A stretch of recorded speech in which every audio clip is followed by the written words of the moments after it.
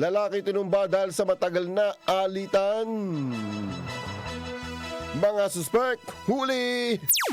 Isang bangkay ng lalaki ang sinilid sa sako na tinakluban pa ang ulo ang nadiscover ng alas 4:20 ng madaling araw sa Sitio de Guzman, Barangay Sabang, Toy, Batangas. Isang concerned citizen ng Barangay Bayudbod ang nag-ulat sa pulisya na habang nagmamaneho ito ng kanyang sasakyan patungo sa Grand Terminal para ihatid ang pamangkin ng may nasilain silang patay na lalaki.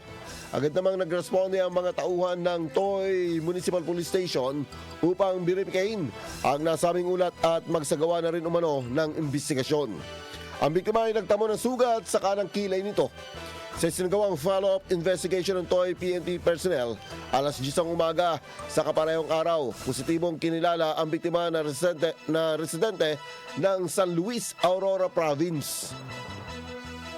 Sa pamamagitan ng mga katrabaho nito sa isang warehouse na matatagpuan sa Barangay Sabang.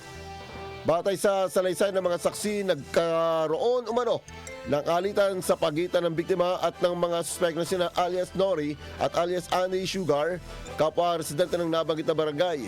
Lumala umano ang hindi pagkakaunawaan na humandong sa pananakit sa biktima. Makalipas ang insidente, nakarinig ang mga saksi ng mga putok ng baril. Sa sinagawang mabilis at masusing follow-up operation, matagumpay na naaresto ang dalawang suspect at sila ay kasalukuyang nakadetini sa custodial facility ng Toy Municipal Police Station habang inihanda ang mga kaukulaang dokumento para sa pagsasampa ng kaso.